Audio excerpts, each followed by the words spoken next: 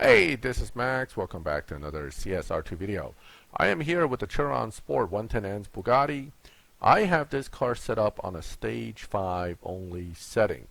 And I am now going to show you the tune I use for live racing and also how I drive it to keep this car in the bracket.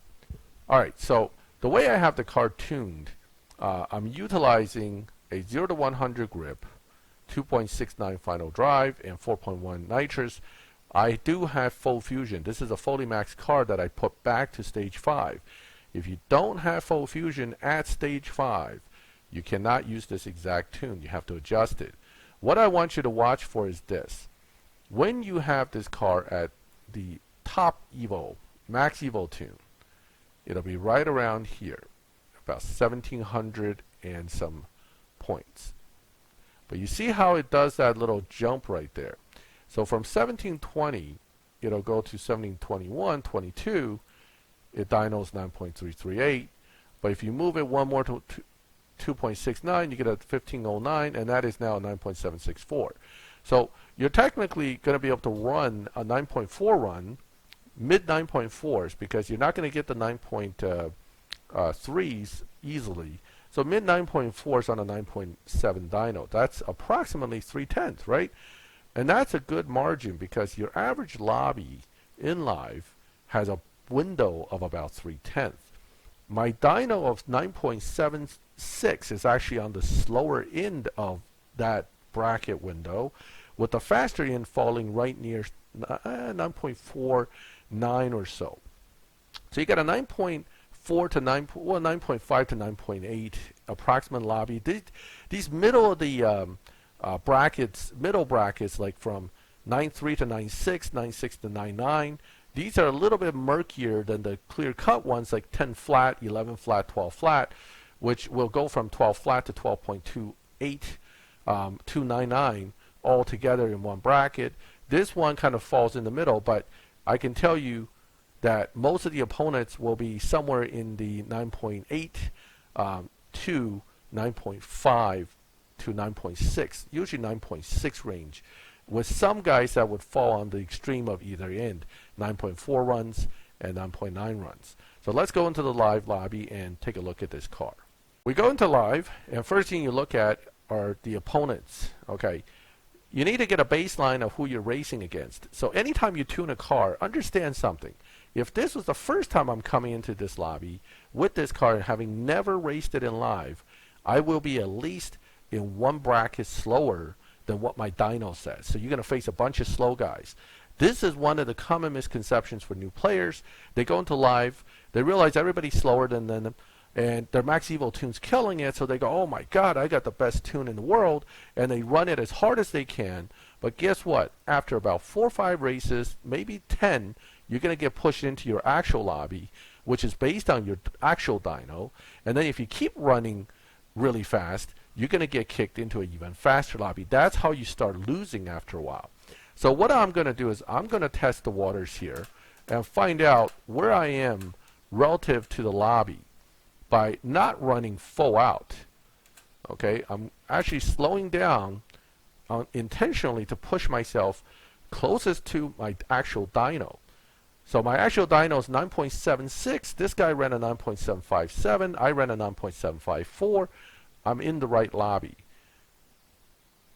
He's really challenging me because, quite frankly, being that close of a race, he's probably thinking I can get this guy. He could probably run a 9.6 run when he shifts perfectly.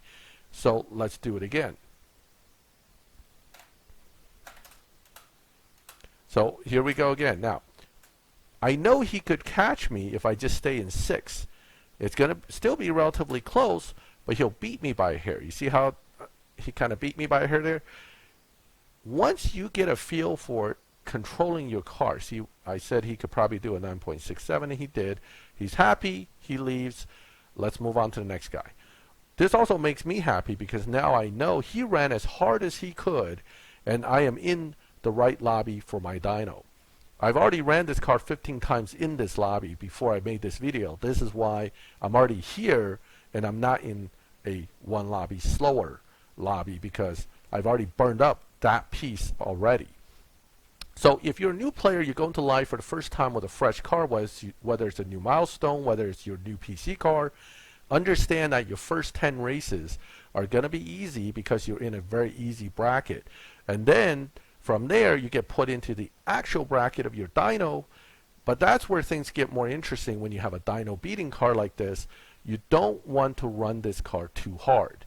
If I run 9.4, 9.4, 9.4, run after run after run, the computer's going to say, hey, this guy's beating dyno by quite a lot. He's in a faster bracket. Let's move him. Now you're going to get opponents that you can't beat. So you want to keep your car in a bracket by running an average that is in the middle of the bracket. An average does not mean you have to always run the slowest possible. It just means that you don't want to beat your opponent by half a track. So he did a 9.66, I did a 9.652. I control my run to be a little bit faster than him on purpose because I want to win, but I don't want to run too fast. If I run a guy who's really slow, somebody who's running 9.8, I'll run 9.8. If they run 9.5, I'll run 9.5. But when you do 15, 20, 30, 40 runs like this, what will happen is you develop what's called an average lobby time. And as long as that average stays at 9.65 or 9.62 or slower, you're not going to get moved into a faster lobby. You're not going to get moved into a faster lobby. You will stay in a competitive lobby for your car. Knowing your car can beat dyno means you know you can do 9.4 if you wanted to, so you can shoot out ahead, then you can slow back down. That is the advantage of a lobby beating car in any lobby, and that is no different for any other dyno beating car in any other lobby. I'm facing some faster guys now. 9.6 runs, that was a 9.5 run, 9.69, 9.74. So he's pretty quick, but he's right there down in the middle of the lobby, and I am just bumping myself about 500ths faster, well, 600 faster than what my dyno says, which isn't going to kill me to do runs like this. But if I do a lot of 9.4s, that's going to kill me. That's going to push me right into a faster lobby. So the way to win with a car that beats dyno is not just to run it as hard as you can, but to run it fast enough to win while maintaining an average within a lobby. This is the key to success in keeping a dyno buster or even a dyno beater in a live lobby in the long term. Just because you can run a second faster doesn't mean you should, because you will get bumped. There's no question. I bump people that kind of irritated me in certain lobbies because I know from experience their car should be running at least 0.8 of a second quicker than lobby, because I can tell when they're tuned that way, and so I push them out. Okay? I don't do it often, but if you're smart about it, you'll never get pushed out. But if you want to come in there, throw $200,000 bets, and you catch me in the lobby and I see what you're doing, I will push you out. That's just the way it is. Now, one thing I never do is I don't take my runs hard out on new players. If I see you're new, if I win the first one, generally speaking, if you challenge me again, I'll give you a second one before I leave. I don't swap with people unless they have swap symbols and they want to swap. I will swap with them. So, you know, it's all supposed to be fun.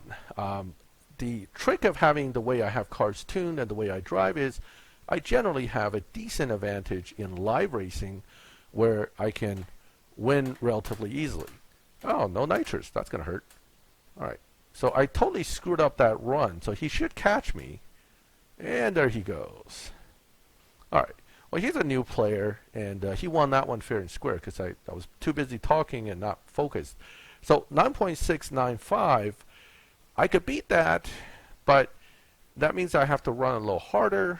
He will take my challenge probably because, you know, he figures he's got me the first time. He should give me the second time, I would hope. Well, he's not accepting yet. Oh, there it is. All right, that's a pretty quick car for this lobby, so it's actually a decent setup. It's a paid car. It should be good. All right, this time I didn't screw up the nitrous, and therefore I am going to be running pretty hard. He's going to catch up to me near the end here. Oh, I should have slowed down more. But anyway, I didn't want to give myself too close a run. But he did a slower run this time. I did okay. So he may challenge me again. Who knows? Let me see. Maybe he wants to swap. All right, no. Oh, yes. He challenged me again. All right. I mean, nothing wrong with swapping with the guy even if he doesn't have symbols. So we'll run again. I'll let him win this time and then see if he'll take my challenge again. But bottom line is, this is a pretty good setup for this lobby. If you drive it like the world record tune, which is launch it right here, and then nitrous right away, which didn't happen again that time, you should be good. Now, if I stay in 6, he's going to pull past me right there. I'm going to challenge him again, and so on and so forth. All right, so that is the Bugatti 110N's Bugatti live racing tune. I hope you like it. Feel free to try it out and let me know how it works for you. Since I'm keeping this tune once I finish Showdown, I'll probably be seeing you in this lobby if you in fact have your car set up the same way. And we can play with each other and see who can sandbag the best. In any case, if you like the video, do give me a like so I know you like it. And then if you like my channel, please subscribe so you get notifications when I put up new videos. And as always, thank you for watching my videos. I'll catch you next time.